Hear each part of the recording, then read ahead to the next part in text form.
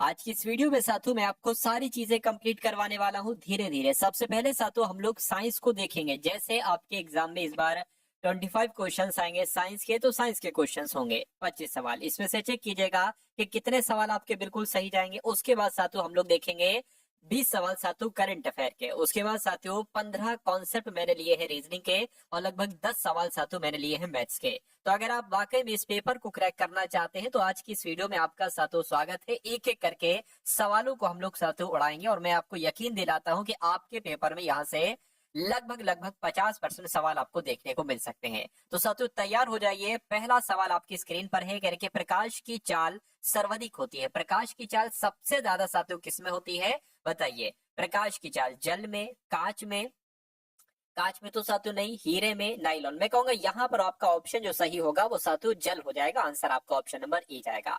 अगला सवाल है कि इनमें से कौन सी साथियों अदिश राशि है। देखिए अदिश राशि की अगर हम बात करते हैं कि इसमें कौन सी साथियों अदिश राशि है, तो मैं कहूंगा वेग, विस्थापन और त्वरण, ये सारी तीनों साथियों ये सदिश राशियां हैं। मैं कह सकता हूं कि ऑप्शन नंबर डी वाले की अगर बात करें यानी कि विद्युत धारा, ये आपकी एक अदिश राशि है। आंसर आपका डी होगा। उसके बाद देखिए आपसे कहा जा रहा है कि अक्रिय गैस आवर्त सारणी के किस ब्लॉक में है। पी ब्लॉक में, एस ब्लॉक में, डी ब्लॉक में या साथियों एफ ब्लॉक में। आपको यहाँ पर मालूम होना चाहिए कि अक्रिय गैस जो होती है, निष्क्रिय गैस जो होती है ना साथियों, तो ये गैस आवर्त सारणी के किस ब्लॉक में होती है, तो पी ब्लॉक में होती है। इतनी बात आप लोग ध्यान रखेंगे। उसके बाद देखिए अगला सवाल है साथियों, मैं आपको क्या करना है, आपको साथियों कमेंट देते रहिएगा। आप लोग साथियों यहाँ पर कमेंट देखते जाइए। मैं आपके साथियों कमेंट यहाँ पर देख रहा हूँ, ठीक है ना। चलिए जैसे कि संजय का कमेंट आया था, अनुपमा का आया था, इनोजो वाईवी का आया था। आप लोग साथियों कमेंट में आंसर यहाँ पर देते जाइए। जिसके बताइए कि खैरा रोग किस फसल से संबंधित है, यानी कि ये रोग साथियों किस फसल में होता है। मूंगफली में होता है या साथियों धान में होता है, गन्ने में होता है, ज्वार में होता है। मैं कहूंगा साथियों ये रोग तो धान में होता है। आंसर जिनका ऑप्शन नंबर बी है तो बिल्कुल करेक्ट है। उसके बाद देखिए कहा जा रहा है आपसे कि गैलीलियो ने कौन सा सिद्धांत दिया था। प्रकाश का क्वांटम सिद्धांत दिया था, नहीं। गति का नियम दिया था, नहीं। जड़त्व का नियम दिया था साथियों इन्होंने। यानी कि अगर बात करें गैलीलियो के द्वारा कौन सा नियम दिया गया था, तो जड़त्व का नियम दिया गया था। अगला सवाल आपकी स्क्रीन पर है, करके किसका गर्भकाल सर्वाधिक होता है मुझे बताइए। तो गाय का, भैंस का, भेड़ का या साथियों ऊंट का। आपको याद रखना है कि अगर हम ऊंट की बात करते हैं तो ऊंट का गर्भकाल साथियों सबसे ज्यादा होता है। राइट आंसर आपको ऑप्शन नंबर डी होगा। अगला सवाल देखिए, कह रहे सबसे बड़ी पत्ती कौन सी होती है। लोडोसिया की, बोल्फिया की, रेफ्लेशिया की, विक्टोरिया रेजिया की। तो आपका जवाब साथियों जो होना चाहिए वो विक्टोरिया के साथ जाना चाहिए, यानी कि विक्टोरिया रेजिया की पत्ती जो होती है ये साथियों सबसे बड़ी होती है, इसलिए राइट आंसर आपका डी होगा। यहाँ पर मैं देख रहा हूँ साथियों बहुत सारे लोग का आंसर जा रहे हैं। आप लोग साथियों आंसर देते रहिएगा। और जिन लोगों ने अभी तक इस वीडियो को लाइक नहीं किया है, आपसे रिक्वेस्ट करता हूं कि इस वीडियो को आप लोग एक बार लाइक जरूर कर दीजिए। कह रही निम्नलिखित में से कौन आवर्त सारणी से संबंधित नहीं। ये सवाल बहुत इंपॉर्टेंट है और मैं कहूंगा कि आपकी शिफ्ट में साथियों ये सवाल आएगा, मतलब किसी ना किसी शिफ्ट में ये सवाल पूछा जाएगा। अब मुझे नहीं पता कि आपकी शिफ्ट में आ जाए या किसी और की शिफ्ट में आ जाए, लेकिन ये ग्रुप डी के सवाल आएगा साथियों। देखिए आवर्त सारणी का संबंध मोजले से है और डोबेराइनर से भी है और न्यूलैंड से भी है। तो मैं कह सकता हूं किससे नहीं है, यानी कि आपका जवाब, आपको जो चीज याद रखना है इन सभी से है साथियों। तो आंसर आपका डी होगा। उसके बाद देखिए अगला सवाल आपकी स्क्रीन पर है, कह रहे कि कोशिका विभाजन सबसे पहले किसने देखा था। ये बहुत इंपॉर्टेंट क्वेश्चन है, इसका राइट आंसर आप लोग बताइए।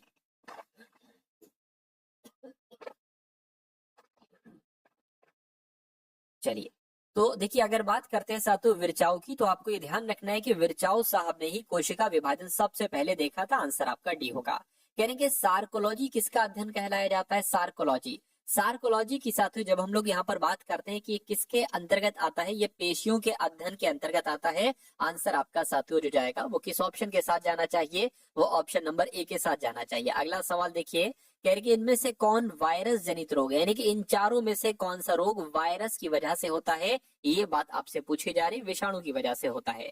देखिए अगर बात करते हैं साथियों यहाँ पर दांत, क्षयरोग, मलेरिया, हेपेटाइटिस की, तो जो हेपेटाइटिस रोग होता है ये साथियों वायरस की वजह से होता है, यानी कि ये रोग आपका विषाणु की वजह से होता है। तो आंसर आपका ऑप्शन नंबर डी होगा। अगला सवाल आपकी स्क्रीन पर है, देखिए इस सवाल को और साथियों फटाफट आप लोग बताइए कि आपका जवाब यहाँ पर क्या होगा, बताइए।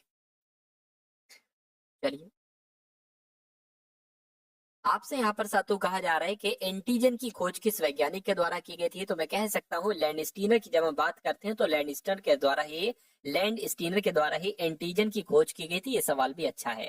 अगला सवाल है, कह रहे कि गंजापन किस कवक के कारण होता है। तो जो गंजापन होता है ना सातों, ये बात आप लोग ध्यान रखेंगे, टीनिया कैपेटिस। क्या सातों? टीनिया कैपेटिस की वजह से होता है गंजापन। राइट आंसर आपका अगर ऑप्शन नंबर सी है तो बिल्कुल करेक्ट है। अगला सवाल आपकी स्क्रीन पर है, देखिए सवाल को और साथियों फटाफट मुझे बताइए आपका जवाब क्या हो सकता है, फट बताइए। देखिए आपसे यहाँ पर जो पूछा जा रहा है कि किस तापमापी के पैमानों को 100 भागों में बांटा जाता है। किसी पैमाने को 80 भागों में बांटा जाता है, किसी को साथियों अलग, किसी को 100 भागों में बांटा जाता है। तो किसको 100 भागों में बांटा जाता है? मैं कहूंगा जो केल्विन पैमाना होता है इसको 100 भागों में बांटा जाता है। यानी कि आपका जवाब अगर ऑप्शन नंबर बी है तो बिल्कुल करेक्ट है। सर्वाधिक ध्वनि की चाल साथियों किसमें होती है, आप लोग मुझे बताइए। साथियों यहाँ पर मैं आपको बता देना चाहता हूं कि अगर आप ऐसा सोचते हैं कि ग्रुप डी की तैयारी साथियों आपकी इस बार कम है, लेकिन इस बार आपका साथियों सिलेक्शन होना चाहिए, तो मैं आपको साथियों 3 पीडीएफ सजेस्ट कर रहा हूं। अगर ये 3 पीडीएफ आप देख लेते हैं सरसरी निगाहों से भी, तो आप अपना सिलेक्शन साथियों पक्का मानिए। सबसे पहले तो आपको 10 मॉडल पेपर दिए जा रहे हैं साथियों सोल्यूशन के साथ, यानी कि इस बार जैसा आपका पेपर आएगा ना वैसे 10 मॉडल आपके सामने होंगे।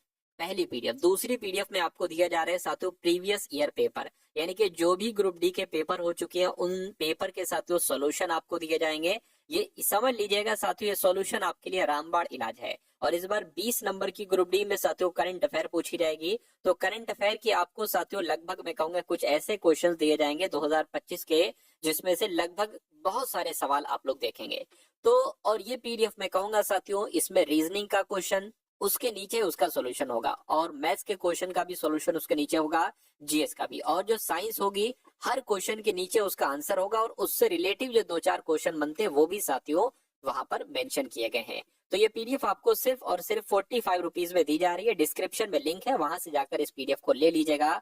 मैं कहूंगा आपके एग्जाम में जितना समय बाकी है इस पीडीएफ को लीजिएगा, जितना पढ़ सकते उतना पढ़ के चले जाइएगा। मेरा मानना है कि आपको हार का सामना नहीं करना पड़ेगा, एग्जाम हॉल में आपको निराशा का सामना नहीं करना पड़ेगा। चलिए तो बात करते हैं साथ इस सवाल की, करें ध्वनि की चाल किसमें होती है। देखिए सर्वाधिक की अगर हम बात करें तो वैसे तो साथियों ध्वनि की चाल ठोस चीज में सबसे ज्यादा होती है, लेकिन इसमें से किसमें? तो लोहे से ज्यादा साथियों मैं कहूंगा एल्यूमिनियम आपका जवाब हो जाएगा। एल्यूमिनियम में सबसे ज्यादा होती है साथियों, ये आपको ध्यान रखना है। कैलोरी मीटर का प्रयोग करते हैं। कैलोरी मीटर का प्रयोग कहां पर करते हैं बताइए? घूमती हुई वस्तु की गति को मापने के लिए नहीं, जलयान पर सही समय का पता लगाने के लिए नहीं, वायु दाब मापने में मैं कहूंगा नहीं, ऊष्मा की मात्रा को जानने के लिए साथियों कैलोरी मीटर का प्रयोग किया जाता है। आंसर आपका डी होगा। अगला सवाल है साथियों, कह रहे कि जो हाइड्रा है, जेलीफिश है, ये किस संघ से संबंधित है। तो अगर बात करते हैं साथियों, ये मोलस्का नहीं, आर्थ्रोपोडा, एनीपीडा नहीं साथियों, सिलिंड्रेटा। क्या जो हाइड्रा है, जेलीफिश है, ये साथियों सिलिंड्रेटा संघ से संबंधित है। आंसर आपका डी होगा। उसके बाद देखिए कह रहे कि इनमें से कौन डब्ल्यूबीसी का अन्य नाम है। डब्ल्यूबीसी की अगर हम बात करें तो साथियों ल्यूकोसाइट्स कहा जाता है। क्या कहा जाता है? ल्यूकोसाइट्स कहा जाता है डब्ल्यूबीसी को। राइट आंसर आपका ऑप्शन नंबर डी होगा। अगला सवाल आपकी स्क्रीन पर है, देखिए और मुझे बताइए आपका जवाब साथियों क्या होगा, बताइए। चलिए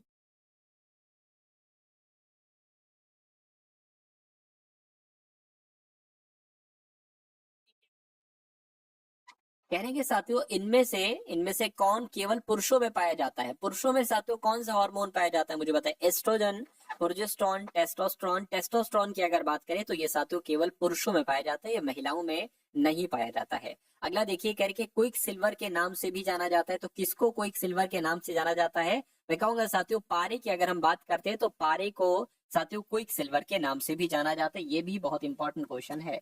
चलिए उसके बाद देखिए साथियों अगले नंबर का सवाल है आपकी स्क्रीन पर, कहने कि आपेक्षित घनत्व का मात्रक क्या होता है। तो आपेक्षित घनत्व का मात्रक क्या होता है ये आपको यहाँ पर मुझे बताना है साथियों, फटाफट आप लोग बताइए। चलिए आपेक्षित घनत्व का मात्रक क्या होता है?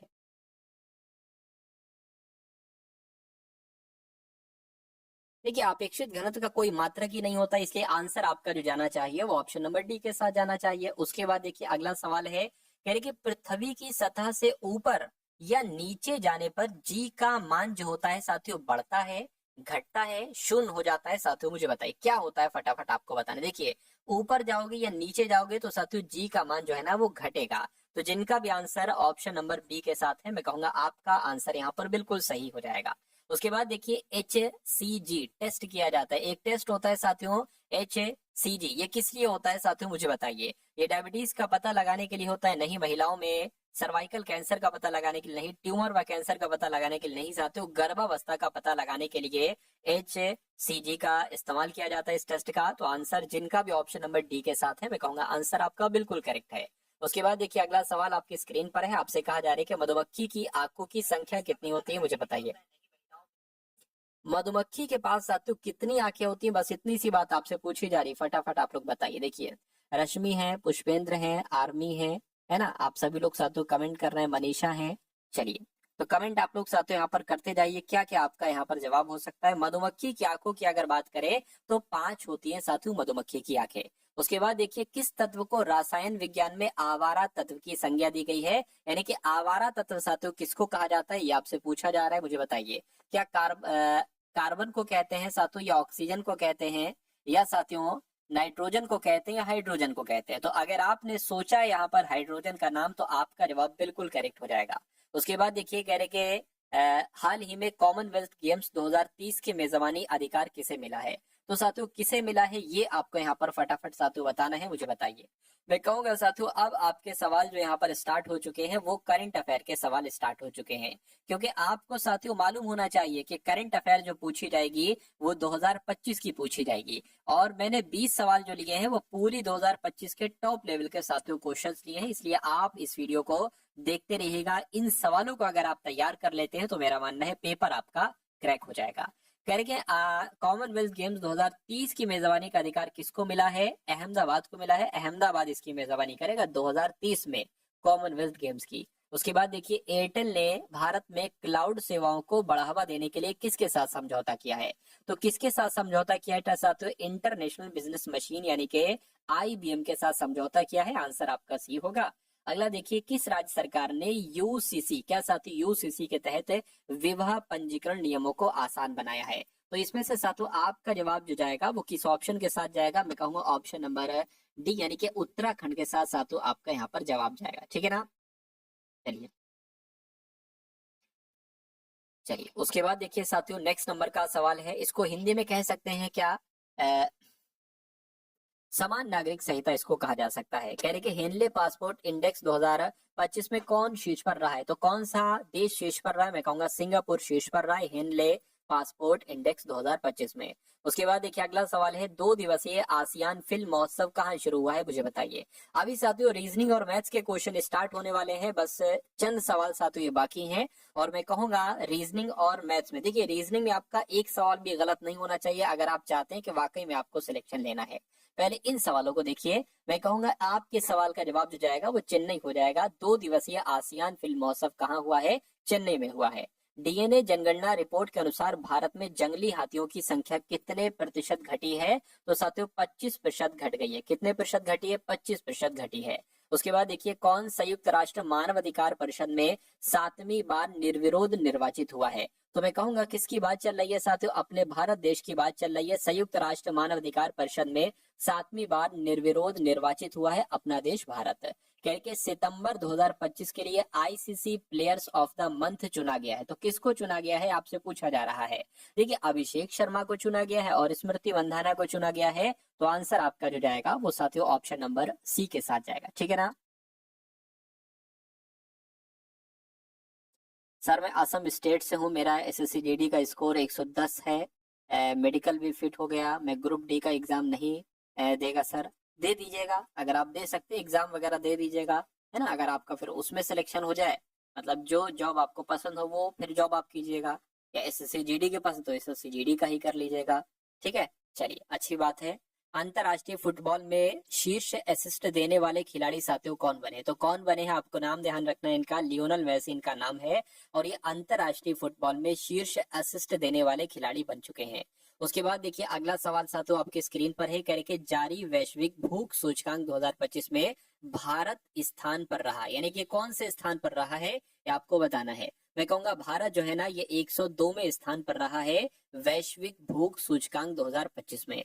अगला सवाल देखिए, कह रहे कि किस देश ने अर्जेंटीना को स्थिर करने के लिए 20 अरब डॉलर की सहायता की घोषणा की है? तो आपका जवाब जो जाना चाहिए वो साथों अमेरिका के साथ जाना चाहिए, यानी कि अमेरिका देश ने अर्जेंटीना को स्थिर करने के लिए 20 अरब डॉलर की सहायता की घोषणा की है। उसके बाद देखिए, भारत सरकार द्वारा मिनी रत्न का दर्जा दिया गया है, तो साथियों किसको दिया गया है ये आपसे यहाँ पर पूछा जा रहा है, फटाफट आप लोग बताइए बताइए। तो हिंदुस्तान शिपयार्ड को दिया गया है, भारत सरकार ने मिनी रत्न का जो दर्जा दिया है वो हिंदुस्तान शिपयार्ड को दिया है। ये क्वेश्चन साथियों बहुत इंपॉर्टेंट है। चलिए भाई, उसके बाद देखिए अगला सवाल है कि किसने 2025 एबल पुरस्कार जीता है? तो 2025 का एबल पुरस्कार की अगर बात करें तो ये किसके द्वारा जीता गया है? मैं कहूंगा ये मासाकी काशिवार के द्वारा जीता गया है। सही जवाब अगर आपका है साथियों ऑप्शन नंबर किसके साथ, डी के साथ, तो बिल्कुल करेक्ट हो जाएगा। उसके बाद देखिए साथियों अगला सवाल है, आपसे यहाँ पर पूछा जा रहा है कि हाल ही में किसके द्वारा लिखित पुस्तक रेडी रेलेवेंट एंड रिजर्जेंट का विमोचन किया गया? तो आपका जवाब साथियों यहाँ पर क्या हो सकता है, फटाफट एक बार आप लोग मुझे बताइए। साथियों जिन लोगों ने अभी तक इस वीडियो को लाइक नहीं किया है, आपसे रिक्वेस्ट बस यही है कि आप इस वीडियो को साथियों एक बार लाइक कर दीजिए, ठीक है ना। और बता दीजिए साथियों आपका इस सवाल का जवाब क्या होगा। मैं कहूंगा अनिल चौहान आपके सवाल का जवाब हो जाएगा। अनिल चौहान ने इस पुस्तक का साथियों विमोचन किया है।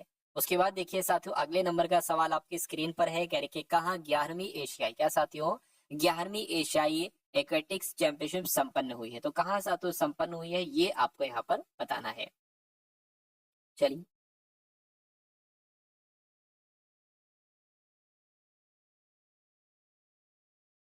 साथियों ये अहमदाबाद में संपन्न हुई है। अहमदाबाद आपका जवाब होगा। ग्लोबल फाइनेंस द्वारा किस बैंक को एशिया का सबसे सुरक्षित बैंक घोषित किया गया है? मैं कहूंगा डीबीएस बैंक की बात चल रही है, यानी कि ग्लोबल फाइनेंस के द्वारा डीबीएस बैंक को एशिया का सबसे सुरक्षित बैंक घोषित किया गया है। अडानी गूगल मिलकर कहाँ भारत का सबसे बड़ा एआई डेटा हब बनाएंगे? तो साथियों कहाँ बनाएंगे? ये विशाखापट्टनम में बनाएंगे। विशाखापट्टनम आपके सवाल का जो होगा वो बिल्कुल सही साथियों जवाब हो जाएगा। उसके बाद देखिए अगला सवाल साथियों आपकी स्क्रीन पर है, केंद्रीय वित्त मंत्री निर्मला सीतारमण ने किस स्थान पर किसान प्रशिक्षण और सामान्य सुविधा केंद्र का उद्घाटन किया है? तो अगर बात करते हैं साथियों कहां पर किया है, मेथागल में किया है। कहां किया है साथियों? मेथागल में किया है। ये बात आप लोग यहाँ पर क्या रखेंगे साथियों, याद रखेंगे। नेक्स्ट नंबर का सवाल देखिए, कह रहे किसे इंटरनेशनल मॉनिटरिंग फंड का पहला उप प्रबंध निदेशक नियुक्त किया गया है? तो किसको किया गया है साथियों? डैन कैट्स को किया गया है। डैन कैट्स जो होगा वो आपके इस क्वेश्चन का बिल्कुल सही जवाब हो जाएगा। उसके बाद देखिए अगला सवाल, किस राज्य के पूर्व मुख्यमंत्री रवि नाइक का हृदयघात से निधन हुआ है? तो क्या आपका साथियों यहाँ पर जवाब हो सकता है, फटाफट आप लोग बताइए। चलिए, तो अगर बात करते हैं साथियों गोवा की, तो गोवा राज्य के पूर्व मुख्यमंत्री रवि नाइक का हृदयघात से निधन हो गया है। खैर यहाँ पर अगर बात करें साथियों आपके साइंस के क्वेश्चन खत्म हो चुके हैं और करंट अफेयर के सवाल भी खत्म हो चुके हैं। अब यहाँ पर साथियों आपके सामने जो क्वेश्चंस चलेंगे वो रीजनिंग के चलेंगे, है ना। रीजनिंग के साथियों कितने सवाल पूछे जाएंगे? 30 सवाल पूछे जाएंगे, यानी कि सबसे ज्यादा जो स्कोरिंग है वो ग्रुप डी एग्जाम में रीजनिंग ही है, यानी कि रीजनिंग के सेक्शन में आपके